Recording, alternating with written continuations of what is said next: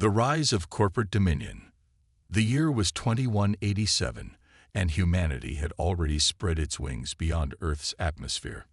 Not through the ambitious dreams of nations, but through the calculated investments of megacorporations that had grown more powerful than most countries. The story of how these corporate entities came to dominate human civilization began not with a bang, but with a contract. Commander Sarah Chen stood at the observation deck of Helios Station, watching Earth rotate slowly beneath her. 20 years of service to Stellar Dynamics Corporation had earned her this view, but lately, it felt more like a gilded cage than a reward.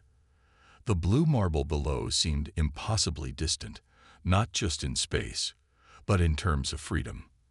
Like most children born in the last 30 years, she had been raised in a corporate creche, educated in corporate schools, and graduated directly into corporate service. Commander, your presence is requested in Conference Room Alpha. The station's AI announced, its voice carefully modulated to sound helpful rather than commanding. Sarah knew better. Every request from corporate leadership was an order, wrapped in the illusion of choice. The conference room's holoprojector sparked to life as she entered, displaying the familiar faces of Stellar Dynamics Board of Directors. Among them was Marcus Drake, the corporation's CEO, his artificial eyes gleaming with an unnatural blue light, a signature of the neural enhancements that had become standard for corporate leadership. Commander Chen, your latest security report regarding the Mars mining colonies is concerning. Drake began, his augmented voice carrying subtle undertones designed to inspire both trust and fear. You mentioned increasing unrest among the workers. Sarah maintained her professional composure, though her stomach churned. Yes, sir. The new quota systems have led to significant strain. 3 deaths in the past month alone, due to safety protocol violations made to meet targets. Acceptable losses, another director interjected. The helium-3 extraction rates are up 15%. Sarah felt her jaw clench, but kept her expression neutral. This was the reality of corporate rule. Human lives reduced to data points on profit margins. But what troubled her more was the information she hadn't included in her report. The whispers of organized resistance, the encrypted communication she'd chosen to overlook, the growing network of dissatisfied workers and soldiers who remembered what it meant to be free. The meeting continued with discussions of efficiency metrics and productivity quotas, but Sarah's mind wandered to the message she'd received that morning. A simple string of numbers that, when decoded, revealed coordinates for a secret meeting in the abandoned sections of Lunar Base Alpha. Former military officers, corporate security personnel, and colonial administrators who had grown weary of watching humanity's spirit being crushed under the weight of corporate greed. As she left the conference room, Sarah passed a massive window displaying the corporate fleet in high Earth orbit. The ships bore the logos of various corporations instead of national flags. Stellar Dynamics Sword and Star, Genesis Corp's DNA Helix, Titan Industries stylized He. Each vessel was a testament to corporate might, bristling with weapons that were theoretically for defense against solar pirates, but increasingly used to enforce corporate will across the solar system.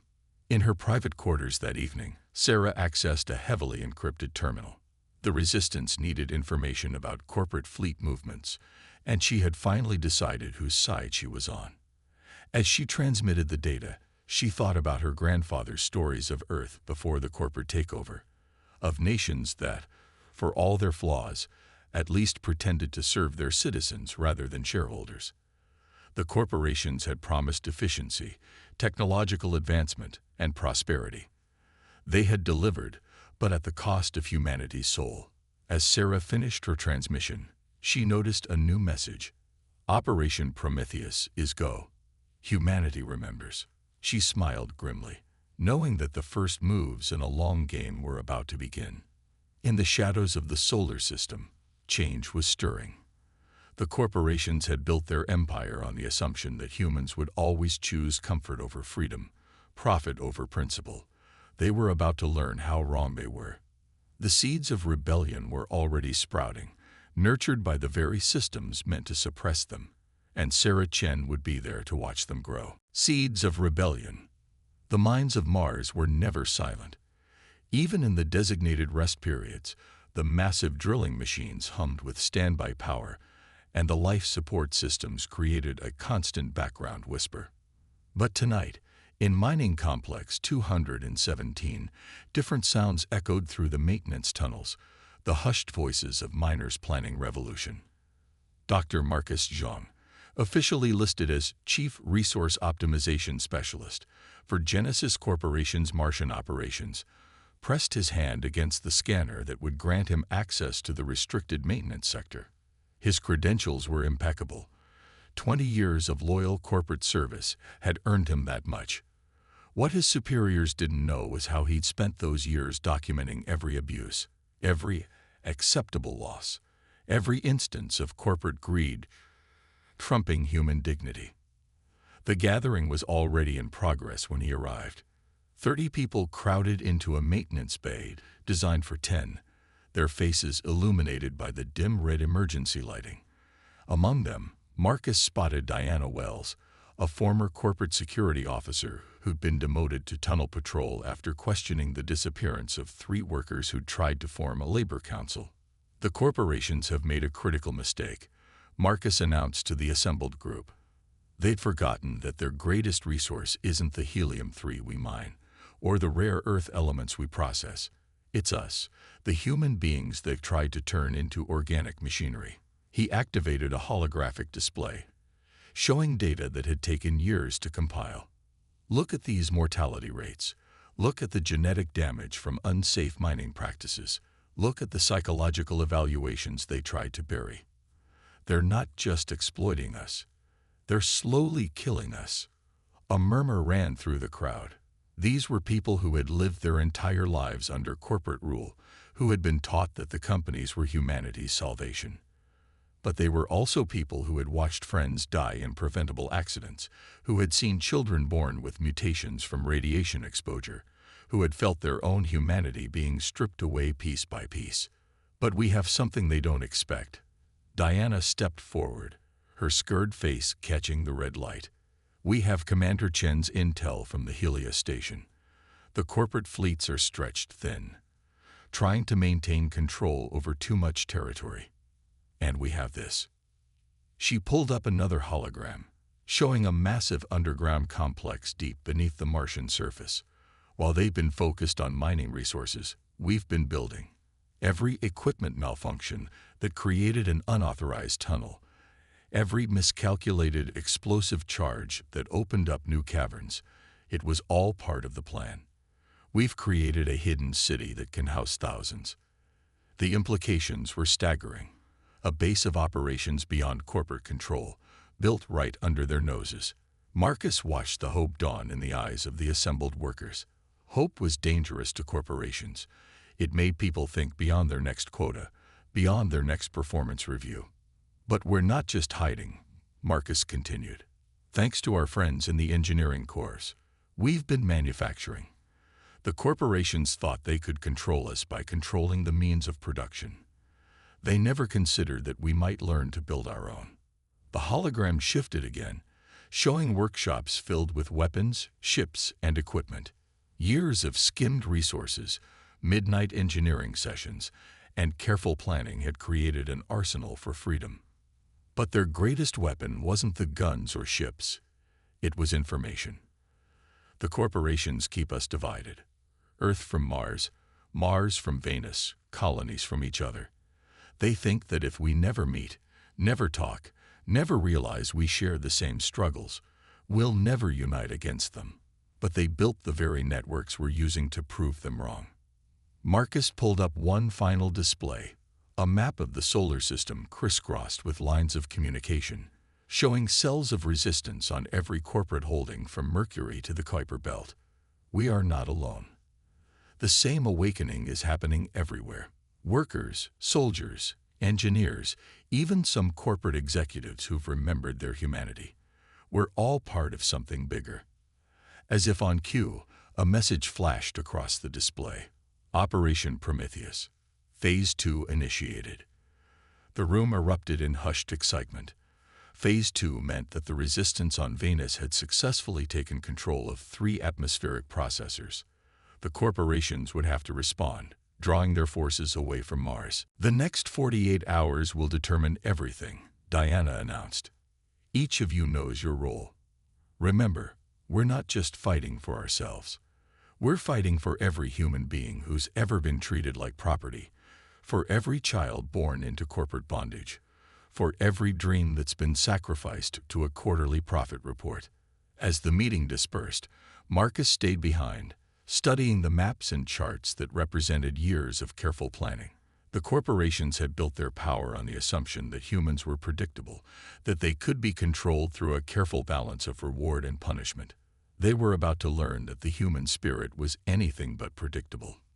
In the red-lit darkness of the Martian maintenance bay, the seeds of rebellion were about to bloom into something that would shake the solar system to its foundations. The breaking point. The first shots of the corporate war weren't fired from a battleship or a planetary defense platform. They came from a mining laser in asteroid belt section K217, when Genesis Corporation's automated defense systems detected an unauthorized ship approaching their helium-3 processing facility. The ship was carrying families, children and elderly relatives of miners who had been denied corporate permission to evacuate despite dangerous radiation leaks. Chief Engineer Kenzo Yamamoto watched the sensor feeds from his position on the bridge of the converted cargo ship New Dawn. His hands gripped the console as the mining laser sliced through space, missing their hull by meters. "Corporate AI doesn't believe in warning shots," he muttered, his fingers flying across the haptic controls. "All ships, execute pattern Omega," Kenzo broadcast to the ragtag fleet of civilian vessels behind him. It was a maneuver they'd practiced in secret for months, a complex dance of acceleration and rotation that made their ships harder to target. The corporate AIs were powerful but predictable, their targeting algorithms optimized for military vessels, not the erratic movements of mining ships and passenger shuttles. But this wasn't just about escaping. Hidden within the civilian fleet were ships carrying the Resistance's first strike teams. While the corporate defense systems focused on the obvious threats, these modified shuttles slipped through the gaps in sensor coverage. On the command deck of Helios Station, Commander Sarah Chen watched the situation unfold with carefully concealed satisfaction. "Sir," she addressed CEO Drake, "our systems are detecting multiple unauthorized launches from Mars and Venus. Civilian vessels, mostly mining ships and personnel transports." Drake's artificial eyes flickered with barely contained rage. "Impossible. No one leaves corporate jurisdiction without authorization. Shoot them down." "All of them, sir. There are children aboard those ships. They're corporate property, Commander. All of them. Execute your orders." Sarah nodded slowly, then pressed her hand against the command console.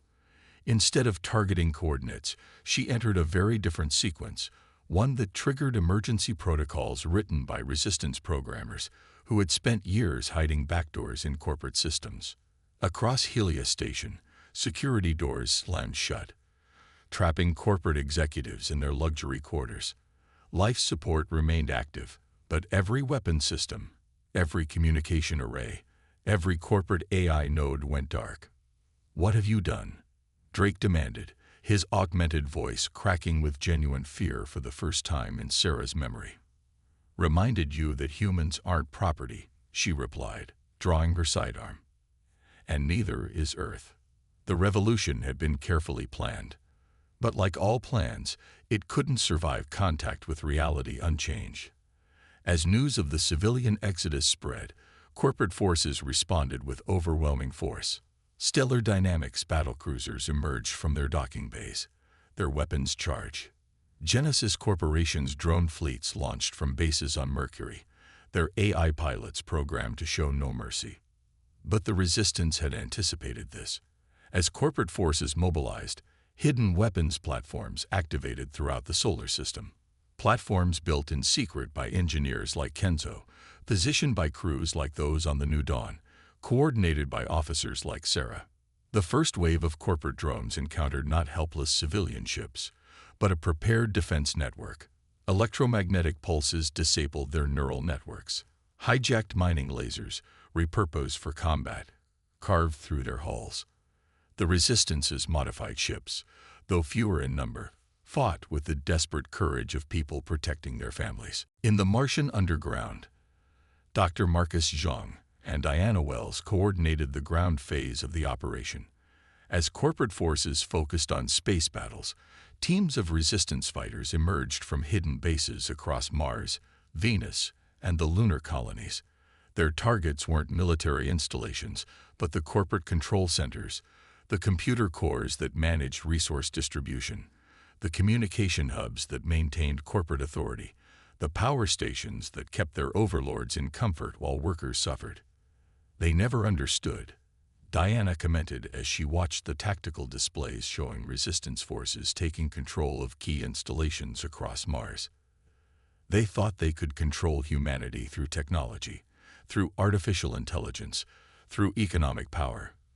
But they forgot that every system they built, every weapon they created, every bit of technology they relied on, it was all made by human hands.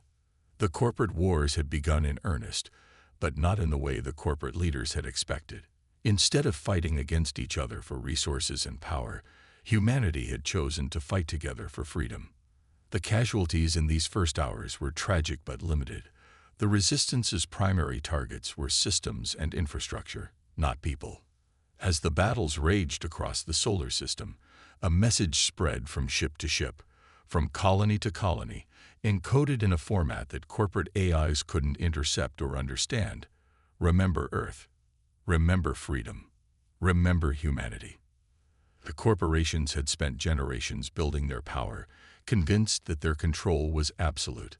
But in space stations and underground bases, in mining colonies and corporate towers, humans were remembering who they were. The breaking point had arrived, and there would be no going back to the old order. From his position on the New Dawn, Kenzo watched as more ships joined their fleet, corporate vessels whose crews had chosen humanity over profit, mining ships carrying supplies and volunteers, converted passenger liners serving as makeshift hospitals. "We never wanted war," he transmitted to the growing fleet, "but we will fight for our future." Unity in adversity. 6 months into the corporate wars, the solar system had become unrecognizable. The neat, orderly lanes of corporate commerce had been replaced by chaos and possibility. But from that chaos, something remarkable was emerging. The massive cargo hold of the New Dawn, once used to transport corporate resources, had been transformed into a combination refugee center and command post. Kenzo Yamamoto stood before a holographic display showing the current state of the solar system, surrounded by an unlikely council, former corporate officers, colony leaders, engineers, and workers' representatives. "The corporate forces are consolidating around Jupiter's moons," he reported, highlighting the movement of enemy fleets. "They're trying to protect their automated manufacturing facilities in the Jogian system. But that's not our biggest concern." Sarah Chen, now serving as the Resistance's chief of military operations, stepped forward. "Our intelligence suggests they're developing new autonomous weapon systems. They've realized that human soldiers are increasingly unreliable. Too many are defecting to our side. They're betting everything on AI-controlled drones and battleships." "Let them," Diana Wells interrupted, her voice carrying across the cargo hold from where she was working with a team of engineers. "Every AI they deploy is based on corporate logic, predictable, inflexible, and fundamentally inhuman. That's why we're winning." She wasn't wrong. The Resistance's greatest advantage wasn't technology or numbers, but creativity. While corporate forces followed optimal battle strategies calculated by their AIs, Resistance ships performed maneuvers that no computer would consider rational. While corporate drones attacked military targets, Resistance fighters adapted civilian technology in ways that corporate algorithms couldn't predict. Dr. Marcus Zhang, who had been quietly analyzing data streams from across the solar system, cleared his throat. "We've confirmed that the corporations are starting to turn on each other. Stellar Dynamics just attacked a Genesis Corp facility on Ganymede, claiming it was a Resistance stronghold. They're falling back on old rivalries, unable to maintain their alliance even in the face of our rebellion. That's our opportunity, Sarah declared, but also our greatest challenge. We can't repeat their mistakes. We're not fighting to replace corporate rule with another form of division. The meeting was interrupted by a sudden commotion. A group of refugees had arrived from one of Saturn's mining colonies. Corporate workers who had stolen a transport ship after discovering their overseers planned to abandon them on the failing station. Among them were scientists, engineers, and technicians, bringing with them not just their skills but corporate data they'd managed to steal. Kenzo watched as the refugees were welcomed, seeing former corporate security officers helping them find beds, sharing food, offering medical care. This was what the corporations had never understood. Humans were at their best when working together, not competing. "We've received a transmission from the Lunar Council," an analyst called out. "They've voted to formally join the resistance. Their defense grid is now under our control." A cheer went up through the cargo hold. The moon had been a corporate stronghold, its industries vital to their power. Its defection wasn't just a strategic victory. It was a symbol that the old order was crumbling. But victory brought its own challenges. Every liberated colony, every freed station, every refugee ship needed supplies, coordination, and governance. The resistance couldn't just fight the corporations. They had to build something to replace them. "We need to formalize the coalition," Sarah proposed, "not just as a military alliance, but as the foundation of what comes next. Every colony, every ship, every station should have a voice in building our future." The idea spread through the assembled crowd. People who had spent their lives divided by corporate boundaries began to imagine something different. A society built on cooperation rather than competition, on human needs rather than profit margins. Working groups formed spontaneously throughout the ship. Engineers from different colonies shared innovations in life support technology. Farmers from Mars traded techniques with hydroponics experts from Venus. Former corporate architects worked with station builders to design habitats based on quality of life rather than maximum productivity. "The corporations thought space would make us more divided," Marcus observed, watching the collaboration unfold. "They never understood that seeing Earth from orbit, experiencing the vastness of space, it shows us how connected we really are." As if to emphasize his point, a new alert appeared on the tactical display. Corporate forces had launched a major offensive against Mars, clearly hoping to regain control of its crucial resources. But within moments, ships from across the solar system were responding. Independent miners, colonial defense forces, converted corporate vessels, all moving to defend the Red Planet not because of orders or profit, but because they chose to stand together. The cargo hold erupted in activity as the new dawn prepared to join the defense. But there was no panic, no fear, just the coordinated purpose of people who knew exactly what they were fighting for. They had glimpsed the possibility of a united humanity, and they would not let it slip away. All ships, all stations, all colonies, Sarah broadcast on the Resistance's secure channels. "Remember who we are. Remember what we're building. The corporations thought they could own the future. Let's show them that the future belongs to all of us." Dawn of the Republic. The final battle for humanity's future began not with weapons, but with words. As corporate forces gathered around Jupiter for what they planned to be their decisive counterattack, a message penetrated their communications networks, a message that reached every ship, every station, every colony in the solar system. "We hold these truths to be self-evident." Sarah Chen's voice rang out across the void. "That all humans are born free. That no corporation, no entity, no power has the right to own another human being. Today, we declare that the era of corporate rule is over." From the bridge of the new dawn, Kenzo watched as the largest fleet battle in human history unfolded. The corporate forces had committed everything: autonomous battleships, drone swarms, and their remaining loyal crews. But they faced something unprecedented: a unified human resistance that stretched from Mercury to the Kuiper Belt. Multiple hyperspace signatures detected, his tactical officer reported.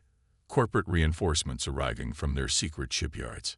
But as the corporate vessels emerged from hyperspace, many of them immediately turned their weapons on their former masters. Diana Wells' network of infiltrators had done their work well, spreading the truth through the ranks of even the most loyal corporate forces.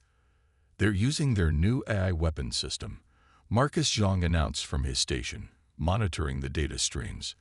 Some kind of advanced combat intelligence designed to adapt to our tactics. The corporate AI proved devastating at first, coordinating drone attacks with inhuman precision. But then something unexpected happened. The resistance ships began moving in patterns that seemed chaotic, almost random. Ships piloted by asteroid miners performed maneuvers that defied conventional tactics. Converted mining lasers fired in sequences that made no strategic sense. Until they did. They built their AI to counter military strategy. Sarah explained over the command channel. But we're not military. We're human. We're unpredictable. We're creative. And most importantly, we're fighting for something worth dying for. The battle raged for hours, but the outcome was never really in doubt. The corporate forces, for all their technology and resources, couldn't match the determination of unified humanity. One by one, their automated systems were overwhelmed, their drones destroyed or hijacked, their remaining loyal ships either disabled or surrendered. In the aftermath, as the new dawn approached Earth for the first time since the revolution began, Kenzo stood with his fellow leaders to draft what would become known as the Solar Charter, the founding document of the Republic of Terra. The corporations tried to turn space into another thing they could own. He addressed the assembled representatives from every human settlement in the solar system. But space showed us who we really are. Out here, we learned that we survive together, or not at all. That cooperation isn't just moral, it's essential. The Charter established principles that would have been unthinkable under corporate rule. Every settlement, from the smallest mining outpost to the largest planetary colony, would have a voice in the new republic. Resources would be shared for the common good. Technology would serve human needs, not profit margins. Most importantly, no human would ever again be considered property. The former corporate towers on Earth were transformed into schools, hospitals, and research centers. The automated factories in the Jovian system were reprogrammed to produce for need rather than profit. The vast communication networks that had once carried corporate orders now connected humans across the solar system in a genuine community. 1 year after the final battle, Sarah Chen stood in the Great Assembly Hall of the newly established Republic, addressing representatives from every human settlement. Behind her, through vast windows, Earth shone like a jewel against the black of space. The corporations thought they could own the future, she declared. They were wrong. The future belongs to all of us, and together we will make it bright. On the surface of Mars, Diana Wells watched the broadcast with a group of children in one of the new outdoor parks, made possible by the early stages of terraforming. These children would grow up never knowing corporate rule, never feeling the weight of being someone else's property. In his laboratory on Venus, Marcus Zhang worked with a team of scientists from across the solar system, developing technologies to improve life for all humanity, not just a privileged few. The corporate wars had nearly destroyed humanity, but from that destruction, something remarkable had emerged, a civilization worthy of the stars. The New Dawn, now a museum ship docked at Earth's primary space elevator, stood as a monument to what humans could achieve when they stood together. Its cargo hold, once filled with refugees and resistance fighters, now hosted students learning about the revolution that had given them their freedom.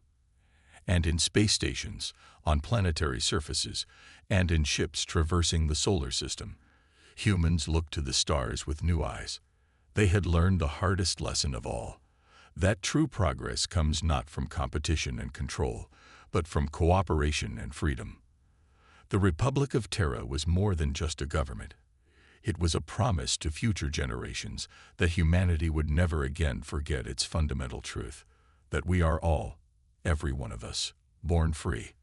The corporate wars had ended, but humanity's real journey was just beginning.